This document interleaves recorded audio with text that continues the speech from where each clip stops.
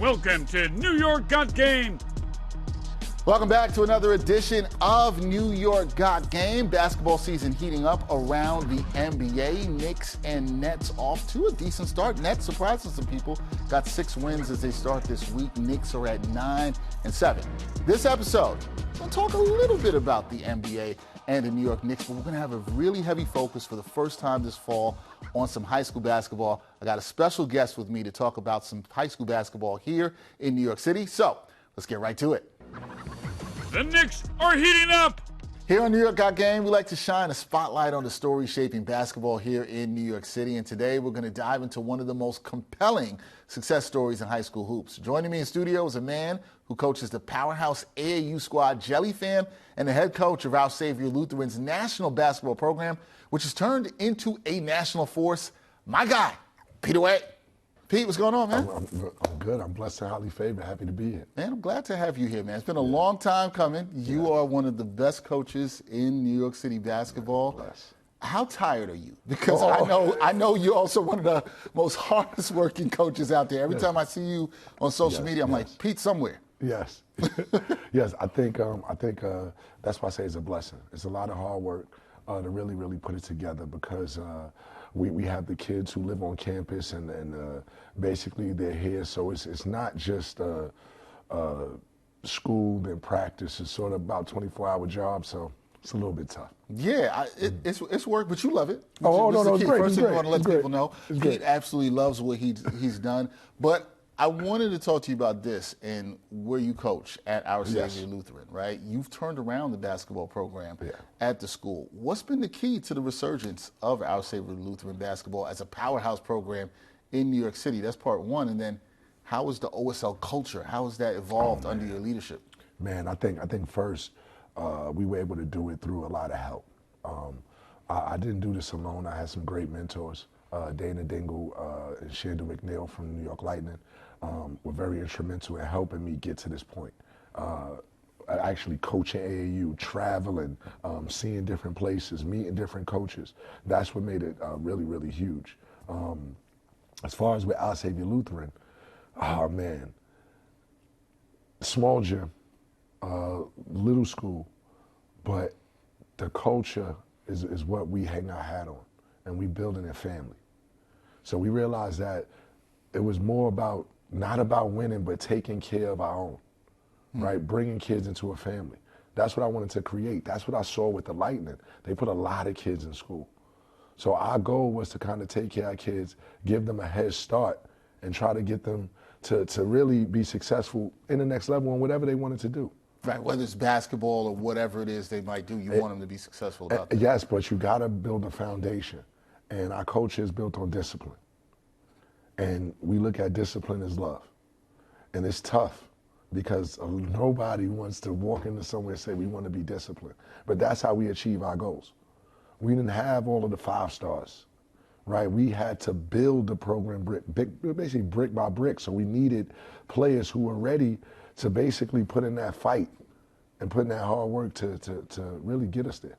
Right, and that's how you get your program to that next level, is finding those players before you get top talent, which leads me to the next question I have, because you now are attracting top talent, right? Blessed. This is a blessing. How do you attract top talent to an independent school? And for folks that don't know, OSL is an independent school, so not public school, not Catholic, not private. How do you attract the top talent to a school like OSL that's independent, and what makes the program stand out to recruits? Well, basically, we try to give the kids a preferred alternative future. We let them know that we have a plan for them, right? This is how we're going to work. We're going to get you the things that you desire to have, right? So when I say that, most kids like Ian, when I sat with Ian, the first thing he said is, I want to be a McDonald's All-American. Ian Jackson we're talking about, right? Ian Jackson wanted to be a McDonald's All-American. Other kids might sit down and say, I want to go to the highest level. Well, this is how we have to do it, right? So it's really coming in with a plan, showing them that we're going to work very hard to get you there. But not only that, you're going to be a part of this family. It was funny, I was telling the kid at practice, and I said, you have to do a lot to be a part of this fraternity. And he was laughing because they talked about all the running that we do, all of the calisthenics that we do, right? And It's almost like a part of pledging, so to speak. But what we basically want to do is tell the kids that they get used to hard work, right? We don't have to always go through the front door. We have the grit to go through the back door. We have the grit to fight through whatever obstacle that may be. And doesn't have to be basketball, right? It can be in something else. But you have those, I don't want to say mechanics, that wouldn't be the word, but you have that fight in you to be able to achieve whatever it is, whatever the obstacle is, whether you want to be a journalist, you want to be a reporter, you want to go out, you want to be a doctor, you want to be a lawyer, whatever it is, you now have that fight. So that's a family in which we create. That's our foundation. That's really our culture. It's built on family and love. I like that. I like that culture, and I like that that's what you use to try to attract these guys, or guys that coming to you and they're interested in saying, hey, I want to do this. These are my goals, as you said, and what you can do. So we've known each other for a while, Yes. and back when I was covering high school basketball, right? Independent schools in NYC, it was kind of an afterthought, Pete, right? Like nobody was thinking, okay, I'm going to go to independent school. It was like you played at a public school, you played at one of the top private schools, the Catholic League. So how has OSL managed to compete, in my opinion, even surpass larger? Because you're not a big school. That's another thing I want to let people know. Very small. How many kids are at About OSL? 125. So 125 kids at OSL, folks. But I just said you have one of the best basketball programs here in the city, in this country. So how are you able to do it where you're surpassing larger public and private programs here in New York City? Hard work, fundraising, relationships. The tough part is that when you tell a kid that you want to give them maximum exposure, right? You have to now get on the phone. You have to try to figure out how can we get to these tournaments, right? Because certain kids, they think they have to be special all year. You do in some cases, but sometimes you got to be special at the right time. You might be at that right tournament, or somebody may see you, right? And you create excitement, right? And I think that's what we did, but it's so tough because when you talk about having, it's tough to find games, right? You cannot play, not being a federation school, we could not play no team in New York. We had to now travel outside to Connecticut, right? We had to go to Jersey. We had to go to Pennsylvania. So now that kind of created the relationships in which we needed to say, you know what, sometimes we fly to Phoenix. Sometimes we go down to the Midwest in Houston. Sometimes we have this. You should go check this out. They have a lot of coaches down there. So now that's what it becomes, because we were forced to because we couldn't play nobody here. So circumstance kind of just made it so you then had these opportunities, which you had to take advantage of. Yes, it helped us a great deal. Now it was expensive. We had to now find different ways. Maybe we had to take long drives or whatever it might be, but we had to kind of figure it out because we couldn't get games in New York. Just to follow up on that, because what you just said there, what were you thinking at this time, right? Because it's not like you guys were just hopping on flights and saying, hey, we're going to go to Phoenix. I remember one time I reached out to you, you were at a tournament in Phoenix, and you guys are not able to do that. So you're going to have to take, not that you drove to Phoenix. No. We drove to Kentucky, though. Okay, so that's a drive. But when you're doing that, and you're looking at what your goals are for these, not just yourself in this program, but also for the kids that are playing, what are you thinking to yourself about, like, okay, is this going to pay off? Because this is a long drive to Kentucky. Well, here's the thing. Law of attractions, and I'm a firm believer in that, right? If you think positive things will happen, right? You attract that. So when we drove down to Kentucky, that was the option that was in front of me. I told these kids that we were going to play a national program. This is what they needed to see. So I had to take that opportunity. I had to venture. Right? That drive to Kentucky is what got us essentially into the grind session. People, it was so funny. I remember them saying, well, look, we didn't have a big budget at all. And I wanted to be into this. I wanted to get with at least a conference, right? Because the first year of Our Savior Lutheran, when I took over, people don't know that we played 16 scrimmages. And we played in like a league that was created. St. Benedict's was in the league, Upper Room was in the league that we created to give the kids a playoff. And what year was this? This was the first year. It was, it was 2017. So back in 2017. 2017. Okay. So this was Jared Rhoden's junior year, Posh Alexander's freshman year. And we just had to try to put something together. So the following year, we needed a league. We had to, if I'm telling these kids this is what we're doing, we have to play for something, right? So as we're on this journey, we have to play for something. And the grind session was that something. That year in Peach Jam, I learned wind about the grind session and how they would try to promote different guys and do different things. So I got on the phone with a man by the name of Dan Hudson, and I just said, we got to get this opportunity. He had me drive.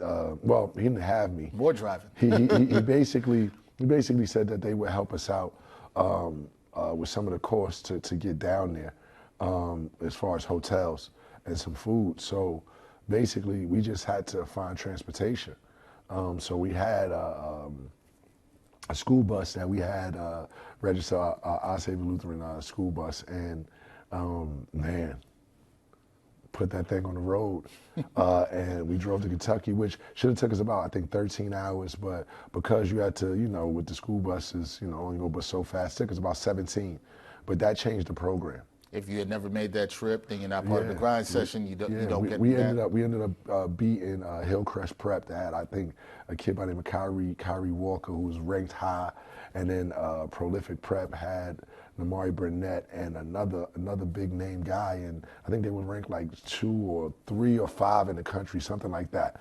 So we ended up defeating them. And Posh is young. Posh is a sophomore. Jared Rhoden's a senior. We have Deshaun Davis, who just finished up at Mississippi State. We had these kids who were dying for something to prove. And we drove down there, got out with like 10 minutes to warm up, and really did something special. And it changed the culture or changed the branding of Our Savior Lutheran. I'm glad you shared that, because sometimes all it takes is you seeing an opportunity, right, in anything in life, and then jumping on it and taking advantage of it. What question I want to ask you, I found so interested with this, and you coaching as an independent coach, what unique challenges do you face as an independent a coach at an independent school, I should say, compared to public or private schools that have bigger athletic budgets, right? Because that's a challenge in itself. And then what benefits do you see in coaching at an independent school like OSL? The thing about it is that the name of the game is really get your kid in school. When you talk about being a part of the federation, you have number one, you have a cap on how many games you can play. All right, so you only can play 25 games, so there's a strict cap. Secondly, right, the majority of your schedule is already taken care of. It's already done because you got to play the different teams in the city. So you got the city, it's already set up. Then the third part, you already have your playoff set up. Whether you have your boroughs, you have your city title, you have your state championship, right? So all of these are set up. So now when you're at an independent school, you have to now create that model for your kids. Because that's what we're used to, and then you have to play for something, right? We could literally say we're playing for exposure, right? It has to be something at the end where you say, I'm number one, right? So now you got to create that. So now the tough part is, right, where a team might, a federation team, you might have 5 non-league games, right? Or you have to create 6 different dates, right? And you can get to 25, right? We have to play 30 games. So you have to create that plus playoffs. So that now becomes a difficulty. Certain teams don't want to play you. You can't get certain events, right? It becomes a difficulty. And now you have to get those number of games because you need the kids to get a certain level of exposure to make sure that they get recruited.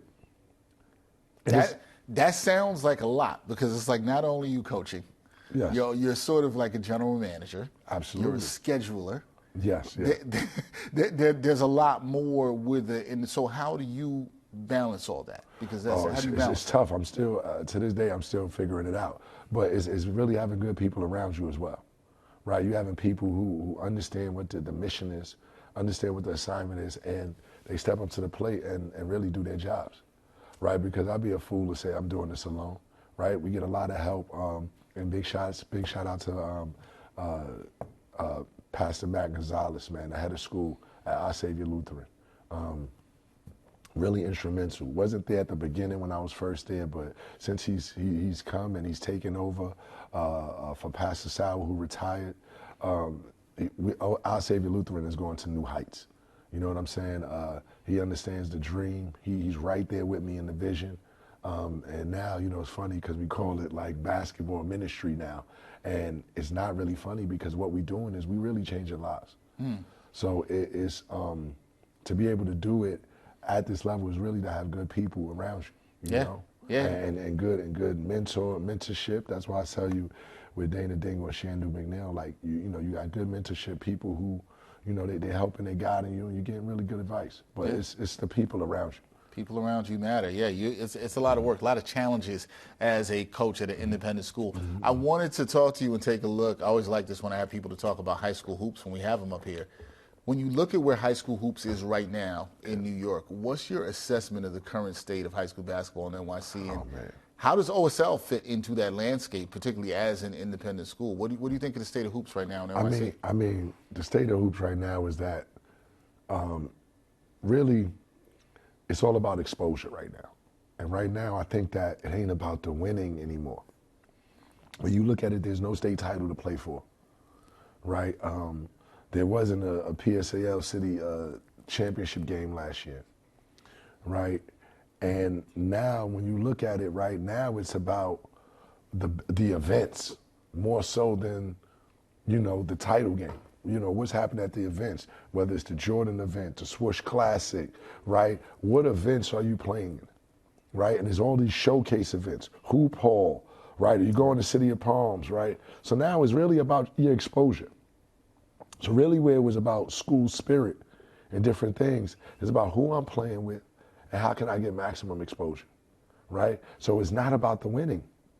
And I think that, you know, people can argue that and they can say that, but when you look at the clips that's put up, when you look at the one-on-ones that, you know, guys want to play and where the game is going to, I don't know how much of a premium it is on winning, but the state of New York City basketball is, they think that is down across the country. I think there's some talk about that within the city. You'll hear that from people too. But the thing is this, you know, we have to bring Northeast basketball back. And you know, I'm ecstatic like that Ian could have went to OTE. Ian could have went a number of places. Right. Elijah Moore could have went a number of places. Delquan Warren could have went a number of places. But they chose to stay home. And they chose to stay home and bring back Northeast basketball. Which, you saying that brings me to my next question, because you kind of touched upon it, right? And so I do agree with you, the landscape has shifted. I think, and I'm not saying whether this is good or bad, I'm just saying that it's shifted, right? And I think a lot of young hoopers out there, just because of the way the world is in college basketball, NIL, there is a focus on promotion, for sure. With that being said, there's been talk, you talked about it nationally, but there's been talk about folks in the basketball community here in New York City that are saying, oh, New York's falling off. But I would argue, I think that we've seen a bit of a resurgence lately with some players consider your team, the national schedule you play. So do you feel like New York City is still producing elite basketball talent? When you look at it all depends on what level you're saying, right? So we have a big representation of New York City basketball in the college game. Right, so when you see it, there's guys going to college and they're making impacts, right? But it felt like a level of dominance at one point in New York, where you had a lot of it was the number one point guard year after year, right? It was that year with Talik Brown, Andre Barrett, Omar Cook. Like it was a level of it felt like, let me say that. Felt like a level of dominance here in New York. And this is why they called it the Mecca, and the things that we would do and how tough it was coming up and the kids out of the project and, you know, all of those things. Now, I think the game is changing. We're more talented kids. And this is the craziest thing that we're gonna say, they're coming from the suburbs. It's more towards training. Like who are the guys getting the most training, the most exposed to getting ready to play the game? You know what I'm saying? Because the kids ain't playing in the park anymore. So where are you getting the training from? So now those kids who are from the suburbs they have a leg up. So it's different. And we talking about the city game. So the city game, and why the city was so dominant with respect to Mount Vernon, who was really good as well, but the city game was the parks, was the exposure, was your roughness, was the hoods. Right. It's not what it is anymore. Do you feel like that hunger is, because I hear you and I see what you're saying too. As a Brooklynite, somebody who grew up hooping, who still goes around, and you don't see as many kids in the park. Is that hunger gone, or do you think it can come back in some form, or is it just shifted? Things change. I mean, when you look at it, when you look at the landscape of it, right? Look at where street ball is going, right? So is it as popular as it once was? No. So then now, like outside of, especially for our high school kids, outside of New York, right? You know, they go to the different games, but it's not the same.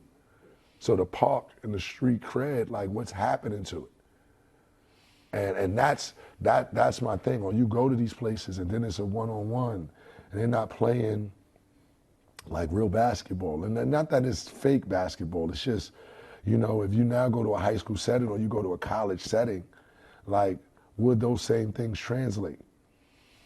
Right, because you don't have those skills. You haven't been playing that. You in that type of basketball. You haven't done that. It's interesting. So now what's the goal? Yeah, the goal is shifted for that player or whoever it may be.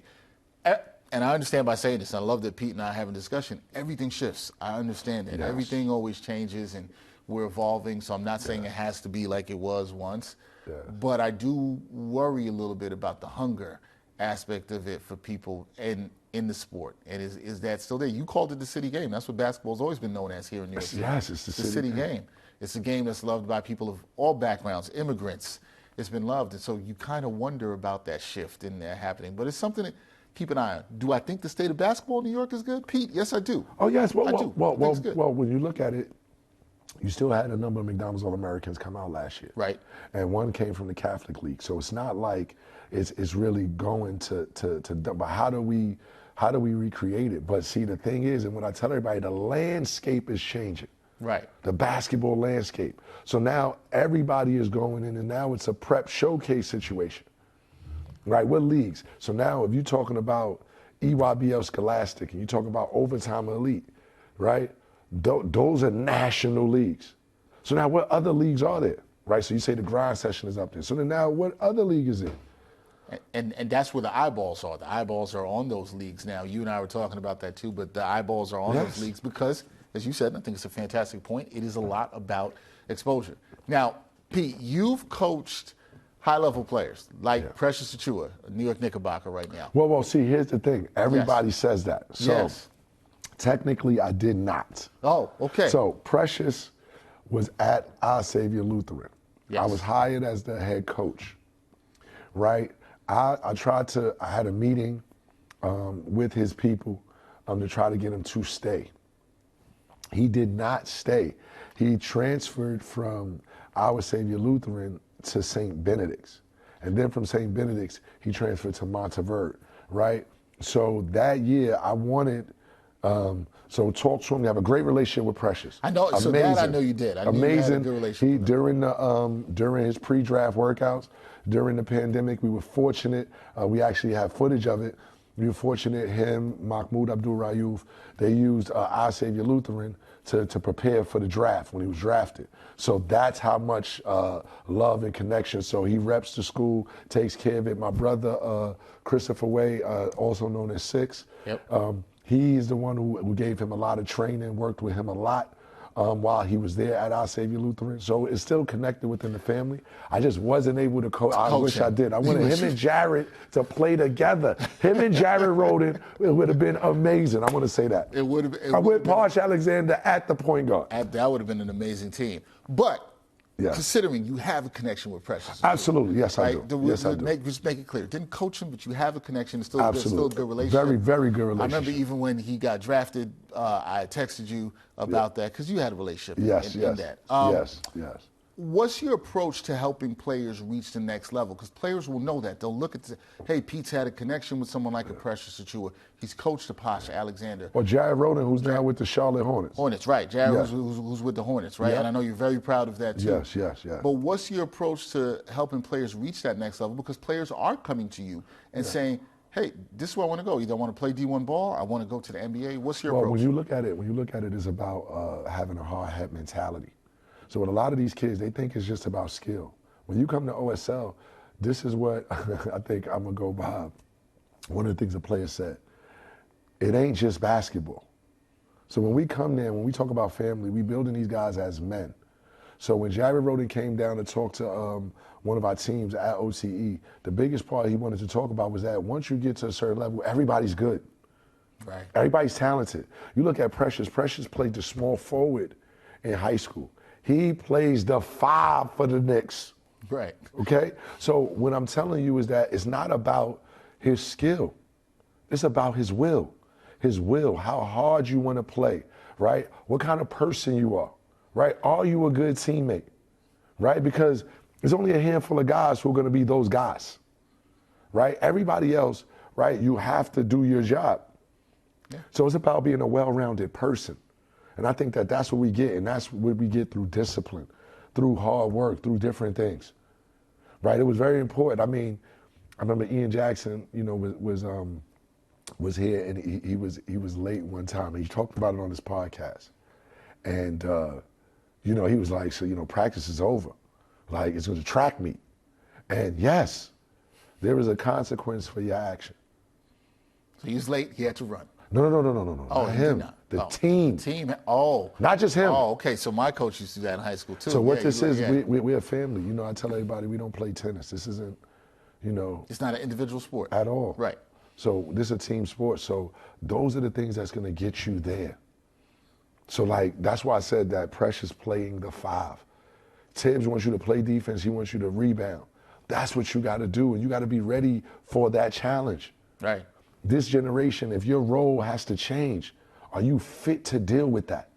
And everybody isn't, but you feel like the culture that you have at OSL can allow somebody to be adaptable even if they move to that next level. Now, one of the things I know about talking to you is that I think you take a lot of pride in your players, in what they do. So what's been the most rewarding part of watching your former players succeed at whether they get to the collegiate level or even the professional level? Like, what about that do you take the most pride in? Them living out. Basically, I want everybody to be the best version of themselves. So when I see them actually living out the dream and applying it, because see, at the high school level, right, it's a thankless job. And why I say that is that the love I provide for them, right, I get the worst of them. And what I mean by that is that you're getting them to that level where they're ready for college. So they don't want to run. They don't feel necessary to work out. They would like to do it their way. That's too hard for me to go there and there when I could just go right here. Like, it's the tough part of it all. So when I see it, right, what I relish of is the call to say, Pete, you know, the craziest thing, you would never believe what happened today in practice. We ran 20 and 20, which is the 20 suicides in the 20 minutes, right? So now they're like, it's crazy. Or me just going with Jordan Skyers and Jamel Thomas to Georgia Tech and watching their practice with Mel and seeing that he starts with the passing drill and the 3-man weave just like we do. Right? But because it's Damon Stoudemire saying it, right? It hit different. Right. But I think that's the greatest part, to see them just understand, like, not even all of it. I can't even say all of it, because it works for some and for others it's tough. But to see them apply the teachings that they learned from the foundation that was created at our Savior, and they're using it at the next level. Like we did our job, and our job was to create men and give guys a head start, right? And we keep it simple, right? We want to win, but that's really our goal. So to see that is crazy, or to see Zakai Ziegler and Amani Ziegler play against each other in the NCAA tournament, that's crazy. And you know, and to have that understanding that, listen, we helped them on that journey. Yeah, and now you see them succeeding. I think when you talk to all coaches, teachers, whatever, in any kind of profession, I think when you see how much joy they get about seeing their students, their Just players. the success. Yeah, you can see that, and I see that in you as a coach. Now, this season for OSL, 2024-2025 season. Yes. How's it looking? How is this team shaping up? What are the expectations for you this season? I know for you, you're going to say what you've been saying here, right? This is about building men, building discipline, but you also did say to me through this interview, you're always playing for something, right? Yes, yes. I know you're not playing to lose. No. I know that. No. So what's the expectations? What's the goal for this season, and how's the team looking? The goal is always the same, is always to win the championship, right? And our team is extremely young, right? Mel is basically the face of our team, Jamel Thomas, and he is a junior, and he's pushed into a big spot. We have Jordan Skyers, who's a junior as well. We're pushed and thrust into a big spot. So now our leaders in our guard corps, we have another one in Yandel Jermaine, sophomore. So all of these guys are thrust into big spots. So this year is different. And I feel like this is one of my better teams. The tough part is that we're all young, and the hard part is, this is the toughest part. Last year with Ian Jackson, right? Listen, Ian Jackson, you're gonna get your 25 shots. Jabba, you're gonna get your 20 shots. Dell, you're gonna get your 15. You know, you knew where the shots were coming. You knew where the shots was coming from. Right. It was already a respect level. It was an understanding of what's happening. This year, right? We're a great team, right? 1 through 11. The problem is we need everybody. So we don't have a dude that's going to average 25 points. We have a guy who's basically, we need 5 guys in double figures, right? And at least another one with 8. And we are a defensive team. So now this is tough for younger players. But when I just hear something in your voice. Yeah. You sound excited about this. You're almost excited about this challenge. Because this is going to be, and like I've said it, and I continue to say it, this group, and I'm going to have this group for 2 years, this is going to be my best work. Because they're naive, and they have to learn how to win. And because they're naive is what's great. They could go up against Goliath. And they're not going to even understand the moment. There won't be that fear factor. Won't even understand the moment. Right. But now, you got to understand how to win. And there's certain teams that you see they're losing, and then whatever happens in that final 3 minutes, they figure it out.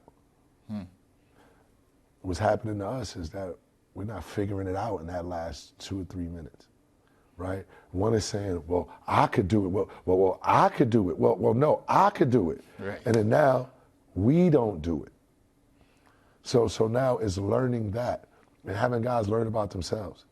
Like, this is basketball. Like, I had one player say, Pete, this is basketball. Like, no coach ever tried to make this a family. So now, what you're not used to, right? Sometimes you don't like.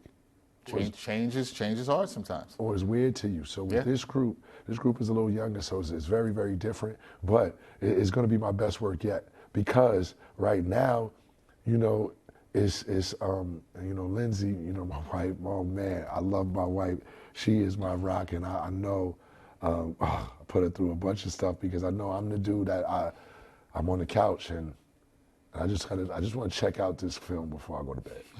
And that's the coach's life. And that becomes where you're now studying, and now you're trying to see what you don't see, and now it hasn't become this exciting, where now it's a real chess match, and really trying to teach these kids. Well, why do I have to do that when I could go right there?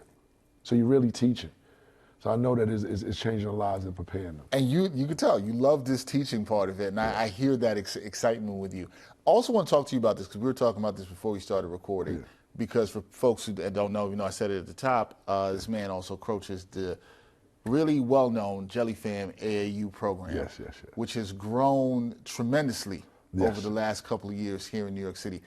Could you talk about it and how it complements the work you're doing at OSL? Because that's where I feel like the game has shifted in high school basketball in New York City, right? Yes. The AAU program can complement the high school team. So could you talk about that a little bit? Big shouts out to Isaiah Washington, also known as Big Jelly. Yes. And the movement that which he created a while ago it was huge. I mean, it took the country by storm. I think Isaiah partnering with OTE and really promoting and bringing Jellyfam back is really huge for the culture. It's huge for the kids, right? In a place in New York where we have a lot of guards, and we're known for guards, right? And we're not known for, we have athletes, but we're not known for all of the dunks. We're known for our handles and the guard play and the scoring. I think the jelly is huge because it gives the flair. It gives everybody a chance who doesn't dunk to basically do a layup that creates the same momentum as a thunderous dunk, and allow people who play below the rim and don't have that exciting hops to have that same power. So I think that's huge. And I think for the kids and the publicity that we get with it, with Overtime Elite, it's crazy. It's something that the kids are now running to, flocking to. It creates a different movement. We had a Jellyfam game at LIU with Eli Ellis and, packed to capacity. Yeah. It was something nothing. I've never been a part of that. To see that many people in the facility, and it's amazing on how it's taken by storm. And now, right, we're able to go to another level with Jellyfam and with Overtime. I think it's amazing. Yeah, it's a beautiful partnership. The growth, the Jellyfam movement has been tremendous through NYC. Where do you see OSL Basketball? I always like asking people this. In the next 5 years, maybe 5 years, because you like these next 2 years that are coming up. You're really excited about that. That's part one. And then what's your personal coaching aspiration? This is something I've actually never even asked you personally. Man. Like, could we see you at the collegiate level, professional level someday? What's your personal coaching goals, and where do you see OSL in the next 5 years? Oh, man. Seeing OSL in the next 5 years, is where we could go. I think for everything, I always think about Rice High School, St. Anthony's, not having the big facility, right? So you see us talk about that in the One Shot documentary that's on Amazon Prime on how we could get a bigger building, right? And really trying to build another space, because in order to do a national program, you want people to come to your home, and we have to have that. So the next 5 years, we have to have a new building, right? I think that would be the goal if that's where we're going, right? And we're continuously growing. That's what we need. I think for me, the goal was always to coach at the highest level, right? I still want to coach in college. Would love to coach in the NBA. Would love to do that. I think that everybody sort of pivots sometimes. So I think the goal was to do enough here to now go to college, right? And I think now that's still an option for me. But I know that right now, man, the effect that I'm making within the community, the effect that I'm making with the kids, right? I sometimes wonder, right? Obviously, somebody else will take the torch and they will be doing it. But I feel like at this level, I'm affecting so many lives, right? So I'm torn sometimes because I'm thinking of a new challenge, right? And then I'm loving this challenge because right now, especially with Pastor Gonzalez, and we talk about basketball ministries, right? The things that we're doing at this level is really trend-setting, in my opinion, because it's something that hasn't been seen, right, before. Like it's like, well, we decided to go this way, and it's like, we had all these obstacles, and now we have this level of success.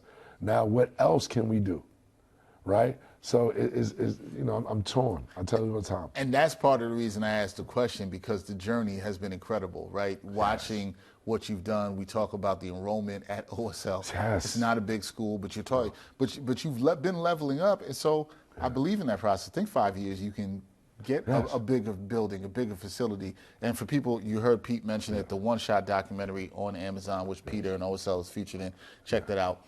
It's really good. But you're gonna reach your goals, and I'm really excited to see the journey and where it goes. With that, before we get you out of here, yes, got to talk some Knicks hoops with you, because we're New Yorkers. As somebody who has been involved, not coached, been involved with Precious Achiuwa, has a relationship with Precious Achiuwa, what traits or qualities made Precious stand out when you met him and you knew him through your time at OSL, and how do you think he can help the Knicks, because he's injured right now, when he recovers from his hamstring injury? The level of motivation. Like, he, listen, coming from Africa, had nothing, wanted to grind and work. And the thing about it is that he's playing for a coach who, like, with his athleticism, his ability to rebound, finish, he brings a hard hat, like a blue-collar work ethic to there. And I think his motivation is what's going to get him over the top. Tibbs need hungry guys. And Karl Anthony Towns right now is playing amazing. Yeah. And when you look at providing dudes who are going to provide help as far as defensively, make sure he stays fresh, I think Precious has a huge, huge role. But his motivation and his drive is why he's still on the roster. Yeah, I really was impressed with him when he came over, and it felt like for some people it was an afterthought in that OG and OD trade. Absolutely. But look how huge he was when Randall got injured last year. He stepped in, he played big minutes in the playoffs. Do you feel like there's another level to his game that can expand? Absolutely. I think that right now he's playing his role. Right. But Precious is really dynamic around the basket. He really is developing, a developing jump shooter. So I think once he puts that part of his game in, and he can now tail in some offense, I think the defense, he's right there with all the top guys. He's playing the five sometimes, so he's playing he's undersized, but still with his strength and athletic ability, and his drive, his motivation. This is what makes him unique. People think it's just his game. It's his drive and motivation and his will. And I think that's what he's going to really, really bring on that back line for the Knicks. Yeah, I'm really intrigued to see how he looks once he comes back. How do you feel about this current Knicks roster and the start to the season? Because amazing. So amazing. Because at the time of us taping this, they're 9-7. Yes. The offenses looked good at times, and then other times it's been a little bit. The defense has been shaky. But you say amazing, so you feel really good about this team. I feel really confident because what happens is that it's built around winners. So again, you get rid of DiVincenzo, but you really have a basis of still a winning culture there, right? When you talk about bringing in Bridges, Hart, right? And you talk about the point guard who, obviously Jalen Brunson, man, that ball is in his hands. But now you tailor that with somebody else in a Karl Anthony Towns who represents, right, this Northeast basketball, right? So it's a little bit different. And now you you see the excitement. But everything takes time because Jalen is used to playing in the way. You're looking at Karl is used to playing in the way. Bridges is used to playing in the way. Hart roll, is used to being a little bit louder or having to share and do different things, right? McBride role is defined, and Anunoby, he's coming in. So all of these guys got to play together. The trade was late. It's 2 days before training camp. So what I'm saying is that they need time to kind of really have an understanding and really develop relationships. Because at the end of the day, it's still all about relationships and how that locker room is. I think that the reaction from fans to start the season have been a little bit shocked as where they are after 16 games. I personally am not that shocked. No. 9-7, I think fans thought, okay, they've got this talented starter five. They're going to shoot out. They're going to be 14-2. And then because they're not, there's been some disappointment. Are there things that I think could be cleaned up, particularly on defense? Absolutely. But I'm with you because I think it takes time. You need some time. The goal is the playoffs. When you look at it, Miami Heat has consistently you just got to make the playoffs. And then you play your best basketball by then. Because what happens now it goes to the matchups, right? It goes to who's playing who, right? You might have the favorable matchup, right? And you might be the 6th or 7th seed. Who knows? So the goal is really to get there, and the whole time you just gotta figure it out.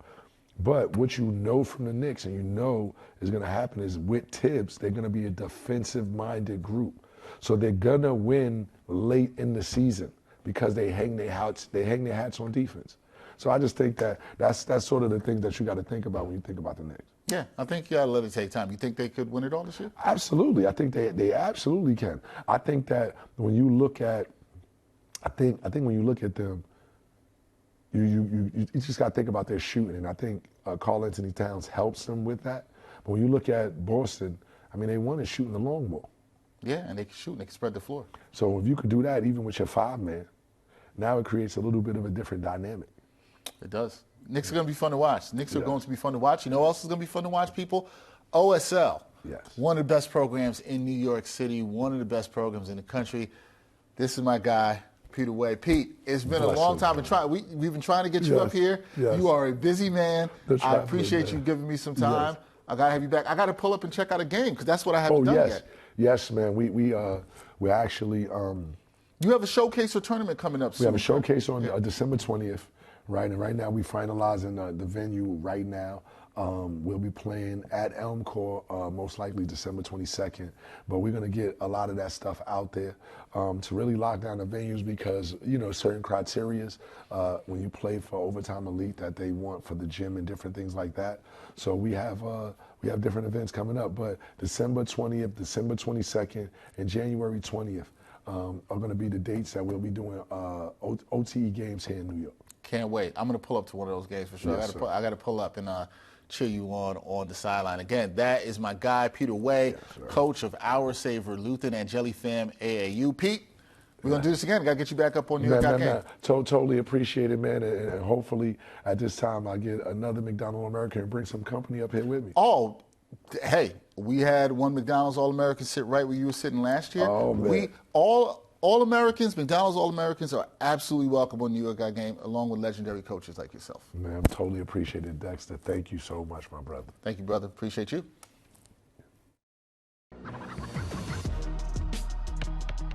What a week it will be for the New York Knicks coming up. Just talked about that with Peter. They have a couple more games on their West Coast trip at Denver, then at Dallas, and then they close the week at Charlotte where they will battle the Hornets. So we'll see how that will go there. After that Hornets game, we will have a special live edition of New York Game Knicks Weekly with my guy Brian Fonseca. We will do that there. So it should be an interesting week in terms of basketball content here in New York. Got to give a special thanks to my guest, Peter Wehye. Great job for joining me. Also want to give a thank you to a couple of people that provided video for this episode. My guy Mellow Films and Courtside Kim. Appreciate you guys for letting us use the footage on that. So thank you. And as always, the people that make this show possible, my director, Zachary Taub, editor, Catherine Cooper, and producer, Ryan Wachowski.